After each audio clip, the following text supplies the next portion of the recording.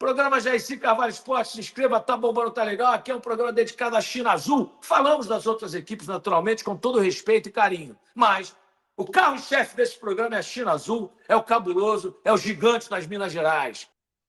Meus amigos e minhas amigas, está no ar o Jaircy Carvalho Esporte desta segunda-feira, o último programa, né, antes do Natal, para que vocês possam ter um Natal aí maravilhoso, curtir com a família. E vamos que vamos. Corinthians campeão da Copa do Brasil. Eu avisei lá atrás.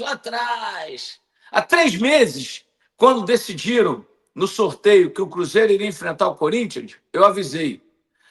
Na bola, ninguém ganha do Cruzeiro. Na arbitragem, eles vão favorecer o Corinthians. Tá aí, ó. Corinthians campeão, com aquele gol do Memphis de mão contra o Cruzeiro. Empatou com o Vasco lá na Arena e ontem gol do Vasco no Maracanã, né? E o Corinthians salva o ano, ganha 100 milhões aí na Copa do Brasil, vai pagar transferban, vai pagar 15 milhões para o Memphis de mão, né, de premiação, porque o cara é caro, rapaz. O cara ganha 3 milhões e meio por mês, mais premiação, mais não sei o quê. E o Corinthians é o campeão, está na Libertadores, né, como a gente previra lá atrás, para usar um pretérito mais que perfeito, como a gente previra, né? Está aí o Corinthians campeão. E não é novidade, né, gente? Não é novidade.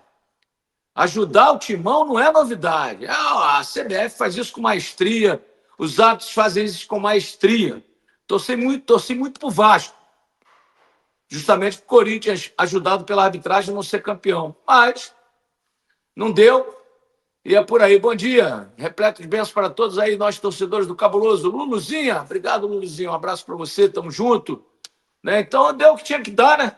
Dentro da realidade do Brasil, um país corrupto, um país onde tem gente trabalhando como ditador, um país onde o cara é preso, eles põem a tornozeleira, o cara rouba 1,5 milhão de pessoas, põe a tornozeleira, manda para casa para tomar os vinhos mais caros do mundo, né? E o Corinthians é apenas um segmento dessa sociedade, porque é o time mais ajudado do país, e eles não deixariam de ajudar o Corinthians a chegar a um título e voltar à Libertadores, né?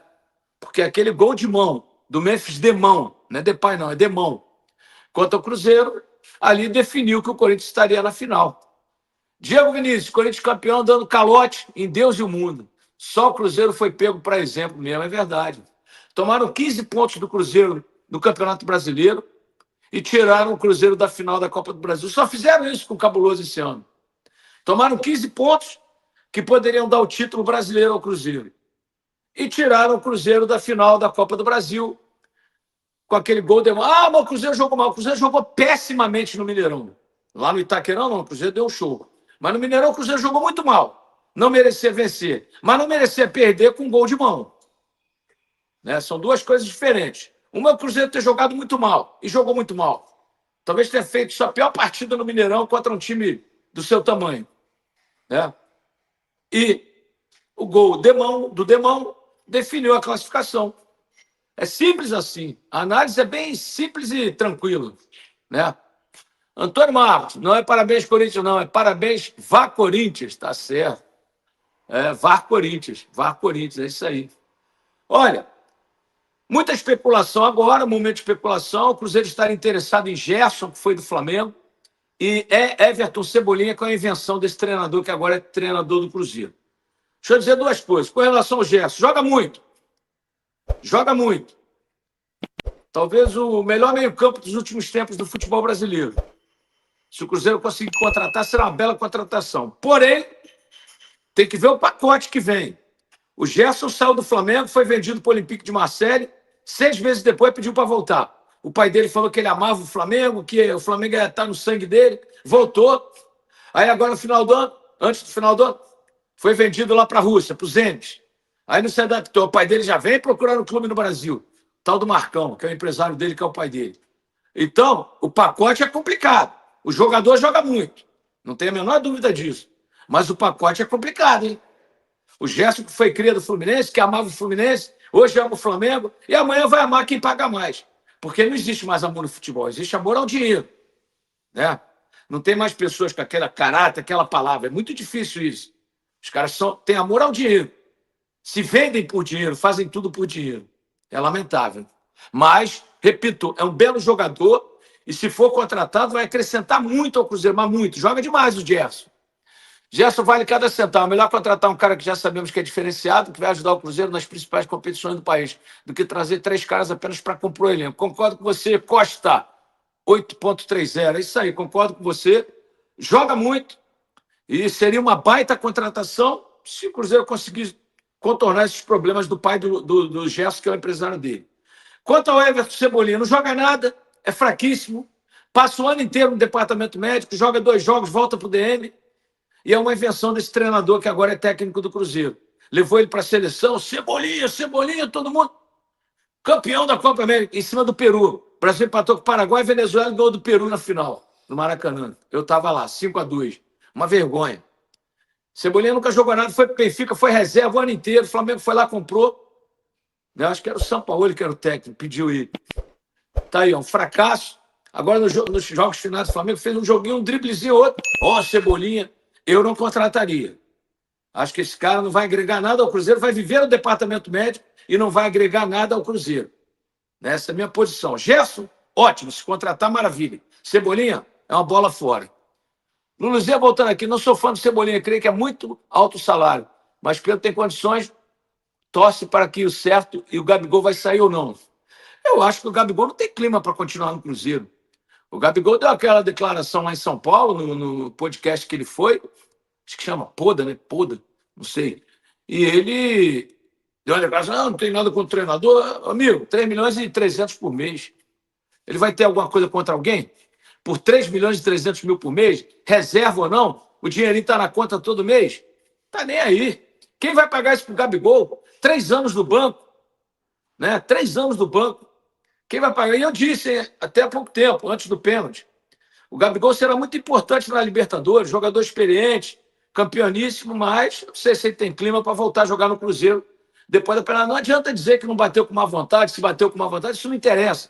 Interessa que se ele conhecia o Hugo, como ele falou, e o Hugo conhecia ele, jogaram juntos 5 anos no Flamengo, por que não mudou a característica de dar uma porrada no meio do gol no alto, ou em qualquer canto? Se batesse na trave e voltasse, o torcedor aceitaria, mas do jeito que ele atrasou para o goleiro, não tem perdão. Daniel Ribeiro, já disse, eu vim para trazer o Gerson, eles pretendem compor pagamento com o Jonathan Jesus. Será que é uma boa? Aí não é comigo, aí é com a diretoria, eles que sabem onde o calo aperta, mas eu tenho certeza que a diretoria do Cruzeiro vai fazer o melhor para o clube. Isso eu não tenho dúvida nenhuma. E a filosofia da diretoria qual é?